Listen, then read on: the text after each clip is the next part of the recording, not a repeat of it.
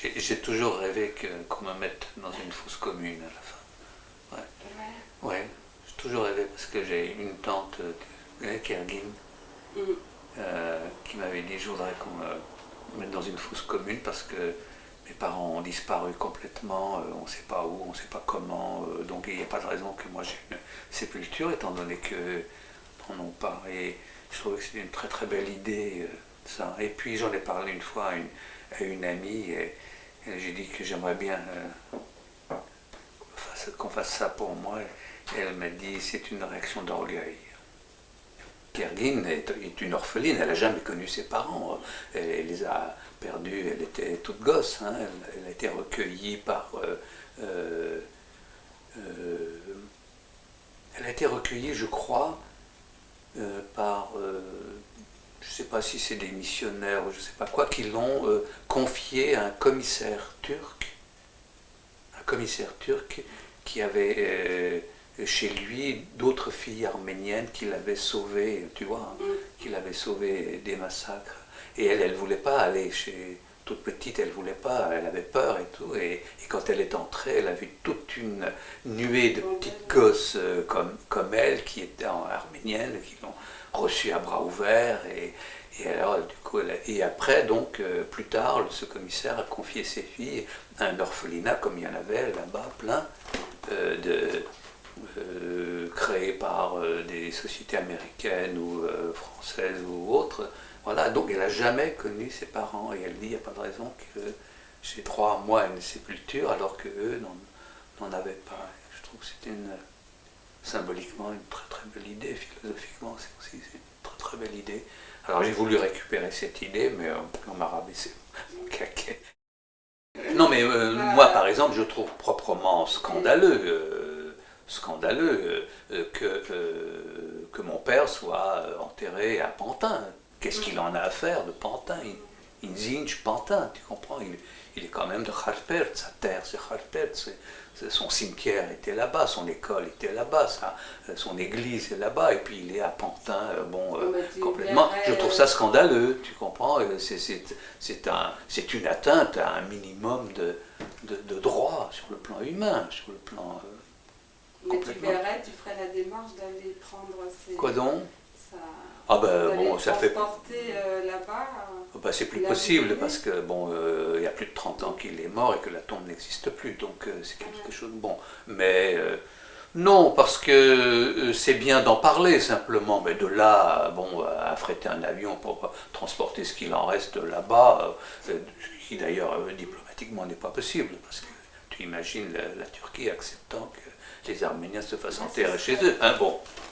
Ça serait une revendication intéressante. Probablement. Probablement, d'ailleurs, il y a à mon avis, une des premières revendications à faire, c'est de demander à tous les Arméniens dont le nom a été turquifié de reprendre leur nom d'origine. Il n'y a pas de raison que je porte un nom turc. Ouzounian, moi je ne supporte pas de m'appeler Ouzounian. Bah, ça me gêne pas, mais ouais, je moi, trouve ça me choque. De revendiquer d'aller se faire enterrer. Ah oui, oui. Ben oui, mais déjà tous les cimetières arméniens ont disparu, ils ont été retournés de fond en comble. Je vois pas comment il faudrait récupérer les terres pour qu'on puisse de nouveau avoir droit de... C'est le sujet de... T'as lu Adora? C'est le sujet de Adora. Adora, c'est ça le sujet. C'est l'histoire d'une femme d'un niveau social très, très, très abouti, très élevé, etc., qui découvre un beau jour que tout d'un coup, elle était une simple gitane de rien du tout, et que bon, parce qu'elle était très belle, et parce qu'elle était pas idiote, et parce que, etc., elle a épousé un homme qui lui a fait une vie très, très, très belle, tu vois, sur le plan social, quoi. Et tout d'un coup, quand elle découvre qu'elle était la reine des lagons, c'est une chose qui m'a été dite dans un rêve, j'ai rêvé ça. Et tout d'un coup, elle retourne en Camargue, dans le village dont elle est convaincue qu'elle est issue, et elle est rejetée, parce que, tu vois, et elle demande qu'une chose, elle demande à à épouser la terre dont elle est issue. Tu vois, elle demande que ça, elle demande une place dans cette terre-là. Mais bon, elle est rejetée par les vieux du village parce qu'on ne la connaît pas, elle n'est pas d'ici, elle arrive comme ça de l'extérieur, bien qu'elle se soit mis une belle robe de gitane pour, tu vois, épouser les mœurs des gens de l'endroit, tu vois, bon, elle est arrivée quand même. Et ça, c'est vrai, c'est le sujet, mais c'est difficile parce que des gens comme de la génération de mes parents, oui, seraient acceptés peut-être par cette terre qui est la leur, où ils sont nés, mais notre génération, la tienne et celle à venir, bon, tu noves, hein. T'es un Français, t'es Cariatsi, t'es d'origine arménienne, mais bon, moi quand je suis allé en Arménie, j'étais très très bien, vraiment très très bien reçu, formidablement bien reçu, mais à un moment donné, tu sens que tu n'es pas des leurs, quoi.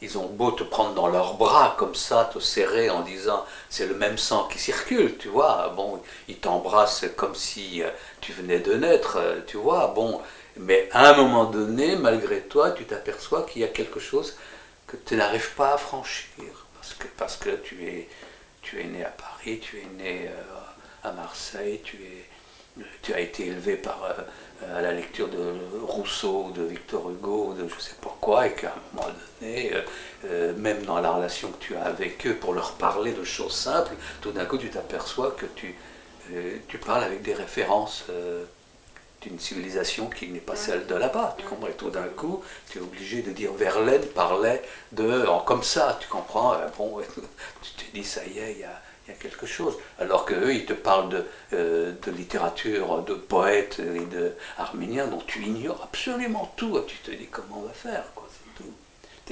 Bon, Adora, c'est ça. C'est ça le sujet. C'est vrai que c'est comment dire, un très très fort sujet philosophico-politique, quoi. C'est un très très beau sujet. C'est vrai. Et à l'inverse, il y a la pièce Ceci, cela,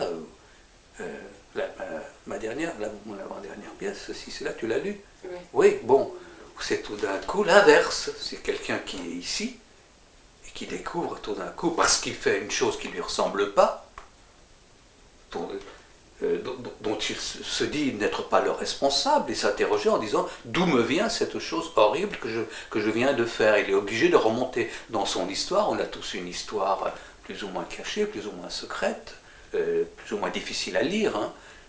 Et à l'inverse, donc, il se dit, il remonte et il s'aperçoit que lui, ici, n'est pas quelqu'un d'ici. Bien que né là, bien qu'ayant fait des études ici, comme nous tous, etc., et que son ailleurs est quelque chose qui le dépasse complètement et qu'il n'arrive pas à maîtriser. Il y a la même chose dans les deux sens. Et Kemal, c'est pareil, c'est tout d'un coup. Mais tu crois que réellement, enfin, chaque homme peut, à un moment donné de sa vie, ressentir comme ça son histoire? Absolument, sauf qu'il doit y arriver pour certains, Dieu merci pas pour nous, de ne pas savoir que c'est ça qui lui arrive. Tu comprends? Et il y a sûrement des gens qui, à un moment donné, se trouvent devant un conflit personnel, intime, ou un conflit avec les autres, ou qui se trouvent dans une situation où ils ne se reconnaissent pas, mais ils ne savent pas que c'est à cause de ça. Alors ils vont voir un psy, ils vont voir le toubib, ils vont voir un avocat, ou ils vont voir un prêtre, ou selon que on est ceci ou on est cela, hein, ceci, cela. Bon, ils vont voir, et ils cherchent la solution à un problème dont ils ne savent pas que le problème est avant eux, et dans leur histoire antérieure, dans le qui tu es, avant d'être ce que tu es, avant d'être qui tu es, voilà, dans le Tun. Le Tun, c'est ça, voilà. Prendre conscience du Tun, c'est déjà avoir la clé à beaucoup de problèmes. Beaucoup de problèmes. Tu sais pourquoi tu as commencé à écrire? Enfin, comment ça... Oh, quand j'ai commencé, c'était des raisons pas très intéressantes, hein, Bah, au départ. Non, non, je voulais faire du théâtre, je voulais être comédien et on me disait, non, c'est pas la peine, étant donné ce que vous exprimez quand vous êtes en scène, et étant donné votre allure, votre physique, etc., le théâtre français peut pas vous être utile, il n'y a rien dans le théâtre français, c'est vrai, il n'y a aucun rôle dans le théâtre français pour vous. Comme si le théâtre français était le seul au monde, tu vois, il n'y a rien pour vous, vous ne pouvez pas jouer, alors vous allez jouer Scapin à la rigueur, etc. Moi, ça ne m'intéressait pas de jouer des ballets de comédie. Bon, et un beau jour, j'ai dit, ah, il n'y a rien, je vais faire en sorte qu'il y ait quelque chose. Je me suis écrit une scène. J'étais dans un cours d'art dramatique, c'était chez Simon. Je me suis écrit une scène, et j'ai joué cette scène, j'étais élève, donc les gens ont fait. C'est dans quoi? C'est dans quelle pièce? Où est-ce que tu as trouvé cette scène? Elle est superbe, etc. J'ai dit non, non, je ne dirais pas. Bon, et après je me suis écrit une autre scène, et après j'ai dit, mais c'est marrant, ça fait le sujet d'une pièce. Je me suis écrit une pièce, mais en rigolant, hein, vraiment, vraiment comme ça. J'ai écrit une pièce, et puis un beau jour j'ai envoyé cette pièce, je ne sais pas pourquoi, comme on fait, à Pierre Freinet, qui l'a lu, qui m'a appelé et qui m'a dit c'est pas bon du tout, c'est pas bon du tout, mais vous êtes un auteur dramatique. Tu vois? Et bon. Tu l'as pas gardé? Quoi donc? Non, c'est parmi mes 5 premières pièces, je les ai déchirées, brûlées et jetées. Bon, c'était une de celles-là. Et voilà. Et j'ai continué d'écrire, mais comme ça. À ce moment-là, j'étais assistant metteur en scène. Je ne savais pas encore très très bien ce que je voulais faire au théâtre. Et puis, donc j'ai continué d'écrire comme ça. Et puis c'est par la suite les autres qui m'ont convaincu que j'étais un auteur dramatique. Moi, j'y ai jamais cru. J'y crois depuis assez peu de temps, quelques années seulement. Tu vois, on est en 94, quoi donc. En même temps, on n'a pas comme ça l'envie d'écrire s'il n'y a pas réellement quelque chose. Il y a un bonheur fabuleux dans l'écrire. Il y a un bonheur fabuleux. T'as rien, et tout d'un coup, un mois après, ou 6 mois, ou 15 jours après, t'as quelque chose là qui se tient, qui parle, qui raconte quelque chose, qui explique, qui est porteur de quelque chose. C'est assez extraordinaire. Et tout d'un coup, tu te dis... mais alors, il y a encore plein d'autres choses. C'est où est-ce que je vais trouver ça? Tu te promènes dans la rue, tu vois une petite jeune fille qui est au Luxembourg, qui passe devant toi comme ça, qui est mignonne comme tout, et qui tout d'un coup se prend, tu as l'impression qu'elle se prend pour la reine du monde, elle passe comme ça, etc. Tu te dis, mais écoute, tu as la faculté de voir là quelque chose qui se passe, tu vas pas le laisser passer sans en faire quelque chose. Il y a quelque chose qui t'est donné là. Bon, elle n'a pas fait pour ça, elle ne sait pas que je suis là. Moi, je sais qu'elle est là. Je ne peux pas laisser passer ça. Et je commence à écrire juste encore une fois. Ça commence comme ça, une petite fille qui passe, etc. Et puis tout d'un coup, ça devient, et puis quelqu'un d'autre, et puis tout d'un coup, ça s'enveloppe, ça s'enrichit, ça devient... Et tu te dis, mais c'est fabuleux, tu es en train de réinventer, de recréer la vie de quelqu'un, la vie tout seul, la vie...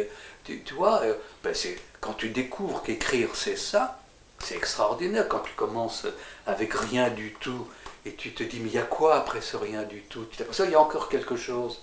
Tu continues, tu t'étonnes, tu dis c'est pas vrai.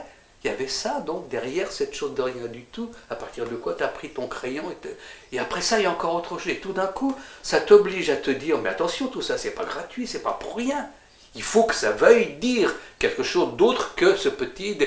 car c'est porteur de quelque chose, et tu avances, et ça gonfle, et ça gonfle, et ça gonfle, et ça devient grand comme l'univers, et tu te dis, tu es émerveillé.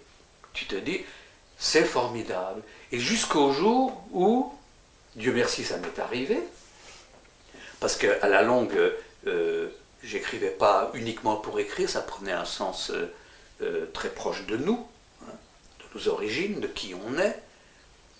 Et jusqu'au jour où, voyant ce que j'étais en train de dire, Lampeou, toutes ces pièces-là, Garabed ou La caverne d'Adulam, etc., où les autres m'ont dit ce que j'avais raconté dans la pièce que je ne savais pas. Parce quand même assez extraordinaire.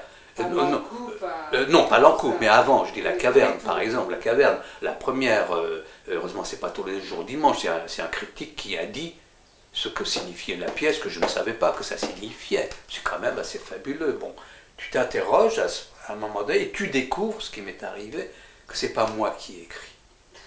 Alors là, tu te dis, c'est extraordinaire.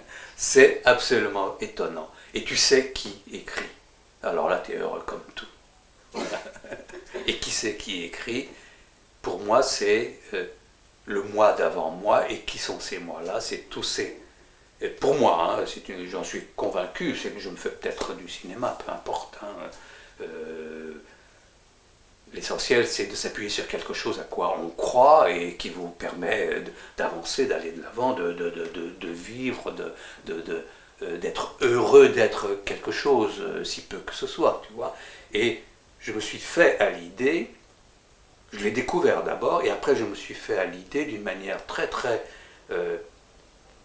enrichissante pour moi, réjouissante même, que j'ai voulu que ce soit tous ces gosses, tous ces enfants arméniens qui n'ont pas eu le droit à la vie, à peine sortant du néant, retournant, n'ont pas eu le temps à peine même de prononcer un mot, peut-être de crier, peut-être de chanter un peu, mais de n'avoir pas pu dire « je suis vivant, je viens au monde, le monde m'accueille, je suis... » etc.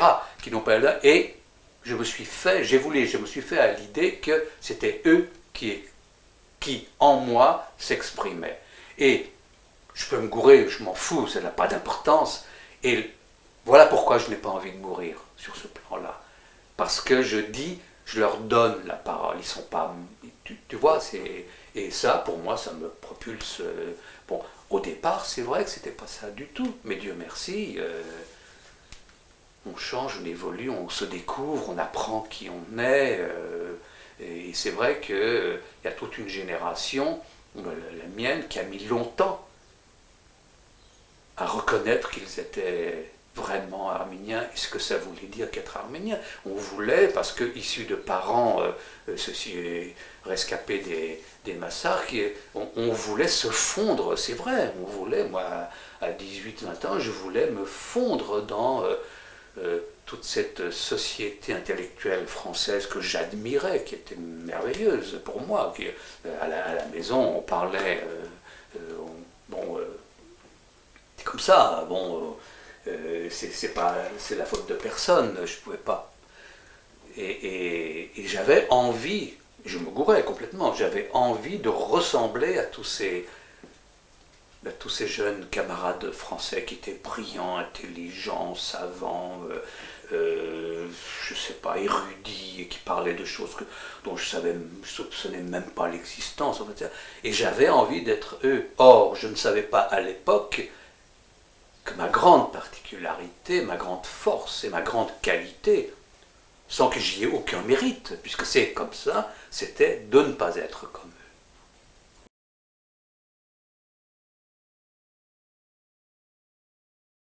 Le théâtre ne reproduit pas la vie, il donne à voir ce que autrement tu ne verrais pas. L'art, si on reproduit ce que je vois, ne m'intéresse pas. S'il me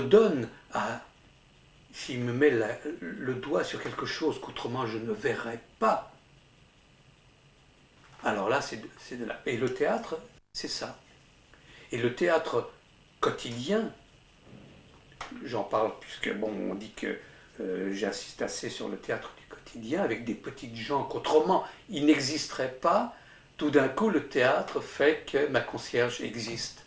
Parce que tout d'un coup, la concierge de façade dit moi j'aime bien quand je mange du poisson avoir ma poubelle à côté de moi parce que je jette directement mes arêtes dedans et puis j'ai en même temps l'impression de ne pas être seul.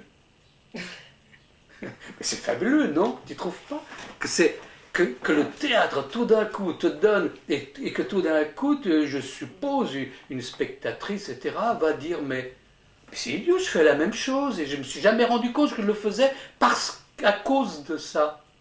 parce que je suis seul et que je ne sais pas me dire que je suis seul. Et tout d'un coup, le théâtre me dit, c'est parce que tu es seul et tu as raison de faire ça. Parce que tout d'un coup, tu ne l'es pas, tu as ta poubelle à côté de toi, tu me les as... Non mais c'est dingue, non? C'est dingue de donner aux gens cette possibilité de comprendre des choses, de se savoir. Et en même temps, ce qui est fabuleux, le théâtre permet de dire aux gens, il y a quelque chose de noble en vous, même le plus dégueulasse, il y a quelque chose de grand en vous. Vous ne savez pas ce que c'est. Il y a cet autre vous-même, il n'y a pas que moi, il y a quelqu'un d'autre.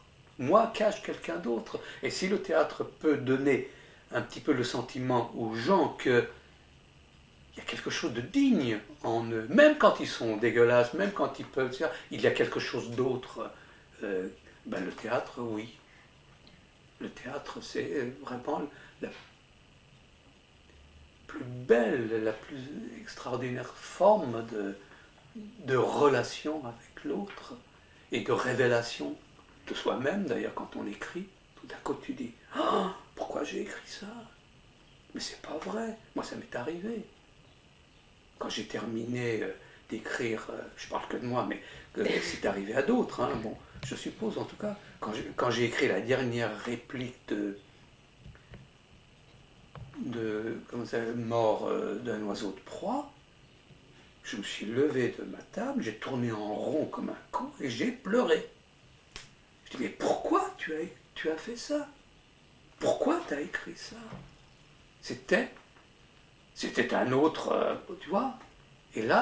Alors j'ai pleuré parce que c'était tellement fort, tellement émouvant, et en même temps j'étais infiniment heureux. J'ai dit si écrire c'est ça, et si en même temps il se trouve, Dieu merci, que pas mal de mes pièces sont jouées, donner ça à d'autres, si c'est vraiment ça, bah oui, je ne me pose pas la question pourquoi. Pourquoi je me pose la question de quoi je suis fait, tu vois, mais pourquoi non. Non, parce que je ne veux pas que mon père ait vécu pour rien, je ne veux pas que son grand-père ait été massacré sur une route entre Kharpert et Alep par des bandits kurdes. Je ne veux pas que ce soit pour rien. C'est tout, c'est pas... C'est énorme, oui. Plein de choses comme ça, plein de choses. C'est pas avec ça que tu veux faire. Tu t'en sers, mais pour autre chose. Pour donner à voir autre chose, pour donner à entendre quelque chose que peut-être tu es la seule à voir. Moi je verrai autre chose, toi tu verras encore autre chose. C'est ça qu'il faut donner, qu'il faut aiguiser, c'est ça qu'il faut donner à entendre, à voir, à dire taisez-vous, regardez ça. Regardez. C'est quand tu regardes un match de foot, c'est pas qu'un ballon qu'on lance comme ça, tout d'un coup tu te dis mais c'est pas vrai, cette phase de jeu ressemble à une phrase de Bach. C'est pas systématique, mais tout d'un coup tu dois pouvoir te le dire, parce que c'est à l'intérieur de quelque chose. Bach c'est ça, il y a des limites classiques, telles, énormes comme ça, des contraintes énormes, mais à l'intérieur de ça il y a une liberté fabuleuse, fabuleuse. Et quand tu regardes, il y a plein de choses dans la vie que tu peux regarder comme ça, en te disant, c'est du Bach. Mais non, il mange des frites. Écoute, ne m'emmerde pas avec ça, moi je te dis que c'est du Bach. Il mange des frites, il boit un verre de vin, eh bien, pourquoi il y a les buveurs, c'est le trio, je crois, ou manège. Bon, pourquoi? Parce qu'il a voulu montrer, c'est pas des mecs qui sont là en train de se... C'est pas ça, il a voulu montrer en quoi, là, dans ce geste, dans ce moment, dans cette attitude, dans ce besoin d'avoir une cigarette aux lèvres et etc. Pourquoi il y a le tricheur, là, bon, tout ça, pourquoi il a choisi ça? Tu choisis pas un sujet comme ça, parce que tout d'un coup, tu sais que si j'enlève la première feuille de mon artichaut, qu'est-ce qu'il va y avoir au fond? Il y a quelque chose au fond, et c'est ça que je veux montrer, ce qui n'est pas visible. Monet a donné à voir ça. Les nymphéas, c'est donner à voir dans la matière ce qui n'est pas la matière. C'est exactement ça. Voilà. Vois ça.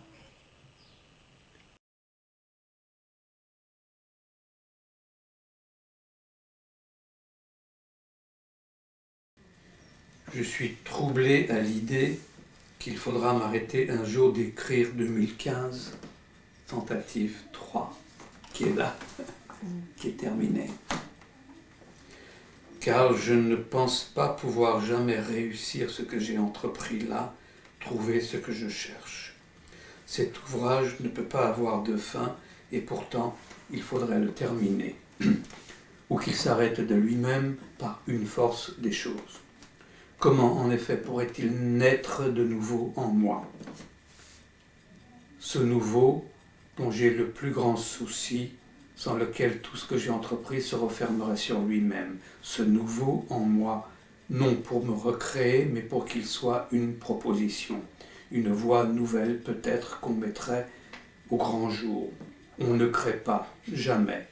On découvre ce qui est, ce qui restait caché.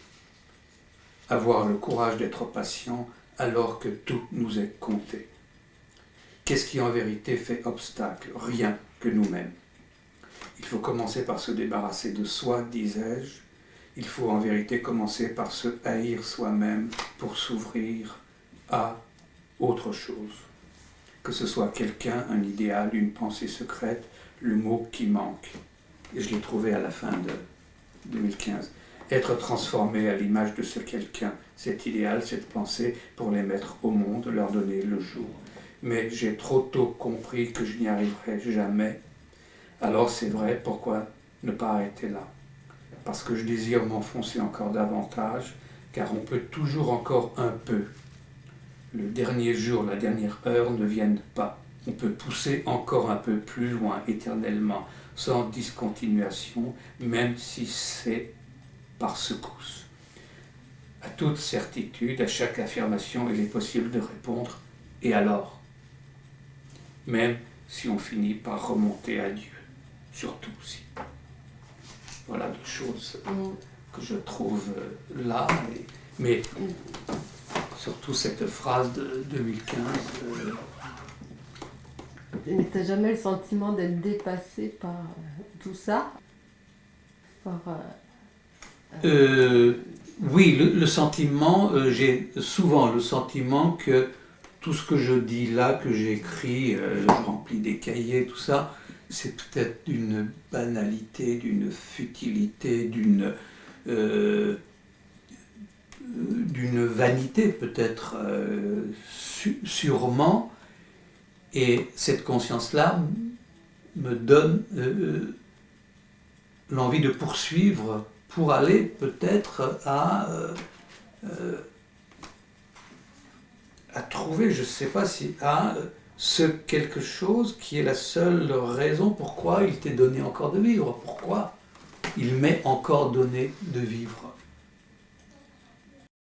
J'ai écrit ça, bon, mais non, j'ai encore pas écrit. Quand est-ce que tu vas te mettre à écrire? Parce que tu te dis, il y a encore autre chose qui est là quelque part. Faut aller au-devant, faut aller le chercher, faut aller. Écoute, si pourtant Don Giovanni, c'est pas rien. C'est le bout de tout presque, tu vois, vraiment. Là. Bon, et pourtant, peu de temps après, il a écrit La Flûte enchantée, où tu te dis, c'est pas vrai. Bon, comment Dieu, c'est possible encore.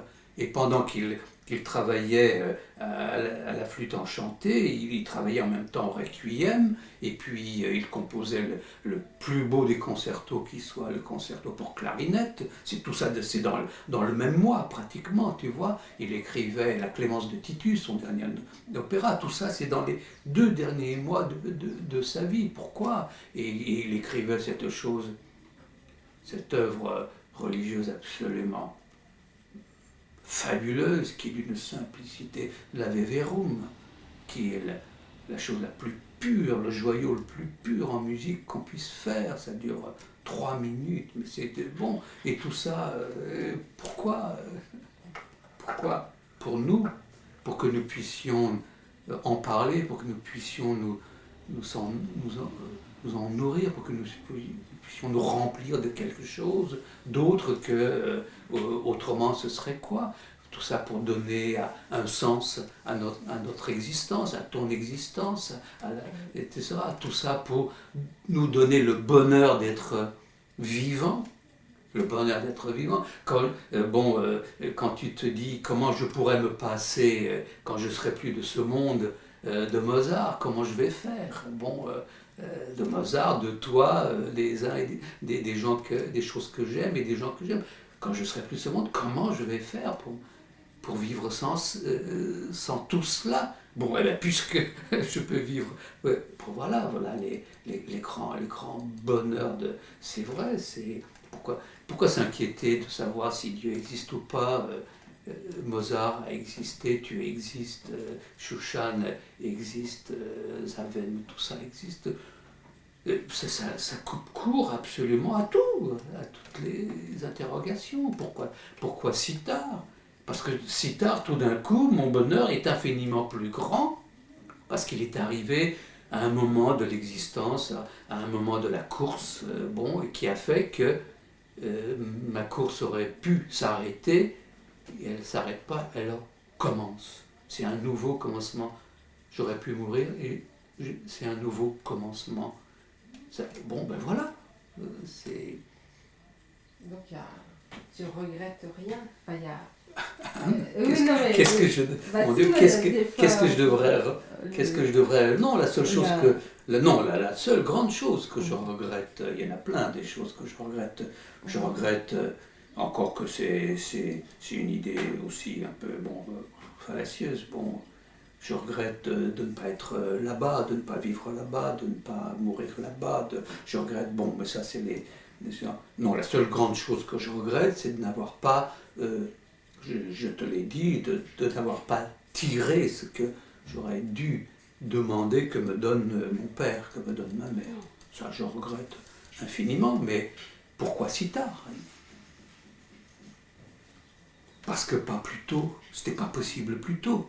Parce que c'était pas possible plus tôt. Pourquoi c'était pas possible plus tôt? Parce que j'avais des préoccupations secondaires qui était faire du théâtre, réussir ceci, rencontrer un tel, tu vois, par lesquels on est obligé de passer, forcément. Voilà, absolument, parce que c'était pas possible plus tôt.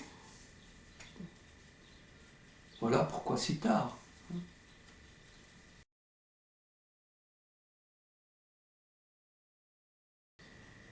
Il va y avoir une génération de gens qui vont dire « ça suffit comme ça, on ne peut pas vivre éternellement sur un crime et le mensonge du crime ». Et tout d'un coup, la Turquie va éclater. Tout d'un coup, elle va éclater comme le communisme a éclaté et comme le communisme a disparu, la Turquie va disparaître. Jusqu'à, je ne sais pas combien de générations après, où tout ça, tout d'un coup, mis à plat, le sol, la terre arménienne va parler. Et t'as lu le Voskor Los, hein?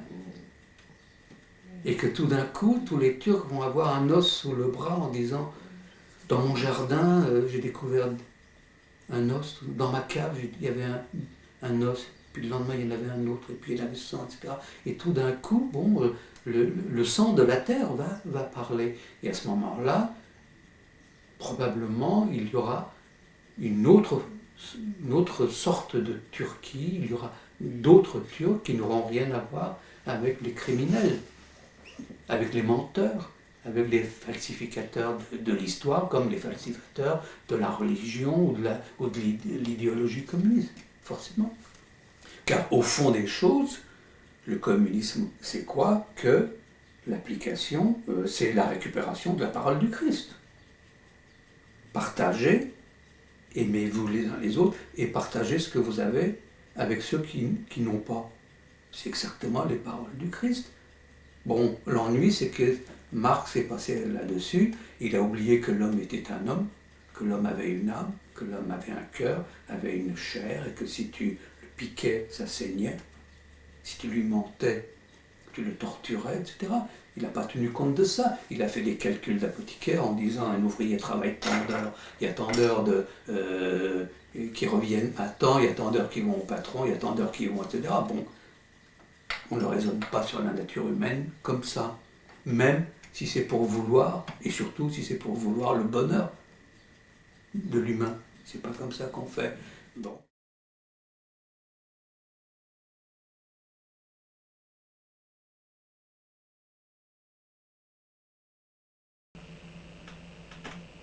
Il y avait Sandrine qui était venue là, et que, bon, comme ça, de temps en temps, elle a besoin de bavarder. Elle me dit, il n'y a qu'avec vous que je peux, et puis tout d'un coup, je repars. On a bavardé longuement, et puis je ne sais pas ce qui s'est passé.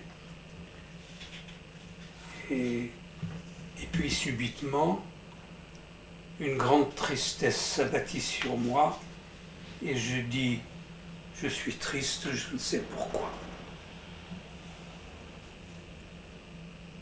Le silence qui suivit, me signala plus tard Sandrine au téléphone, fut un moment très dur. Et elle avait les larmes aux yeux. Mais je ne peux pas expliquer, je ne sais pas pourquoi. Je me suis trouvé l'explication après, tout seul, bien sûr. Est-ce que je te parle de ça? Et ça, c'est l'homme et la vie sont deux choses incompatibles. Ou plus précisément, moi et la vie sommes deux choses totalement contraires. La vie, ce n'est pas moi qui l'a fait, et de cette incompatibilité résulte ce que j'appelle mon erreur, mon ratage. Et je l'ai écrit donc, et j'ai poursuivi un peu en disant « D'où cela me remonte-t-il » Sans doute de ces victimes innocentes qui furent massacrées au début du XXe siècle et auxquelles je me sens si fortement attaché.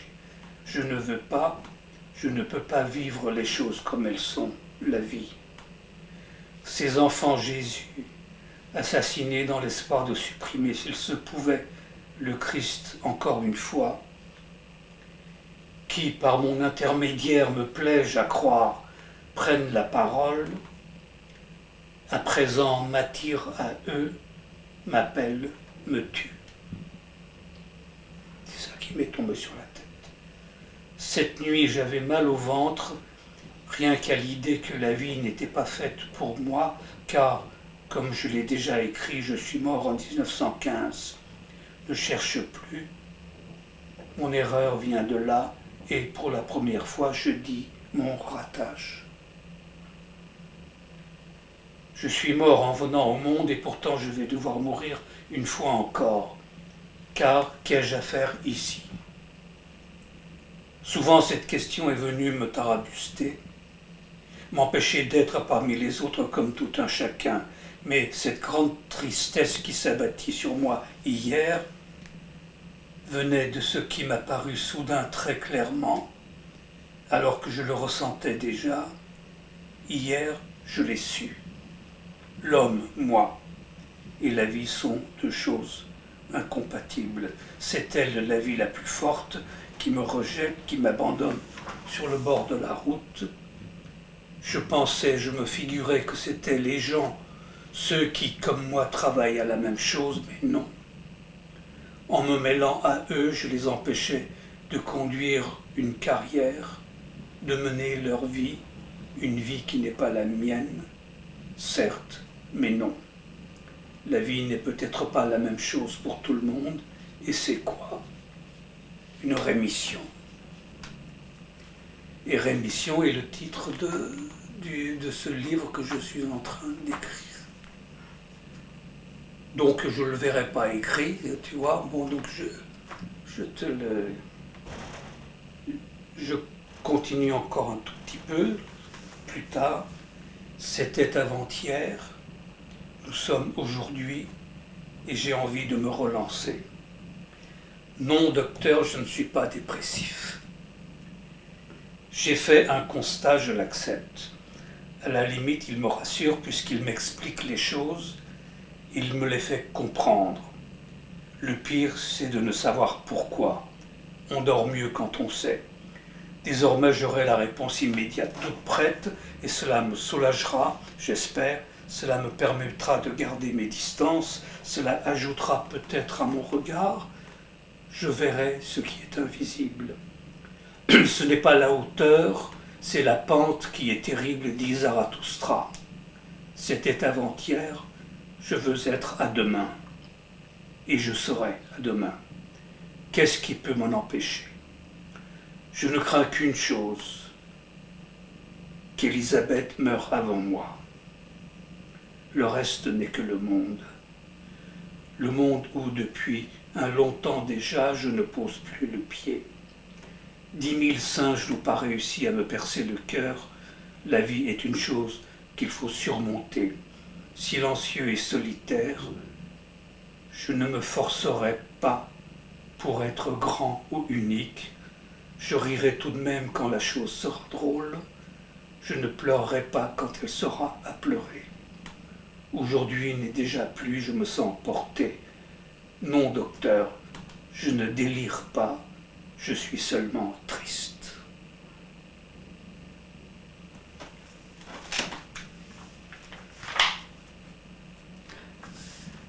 Qu'est-ce que...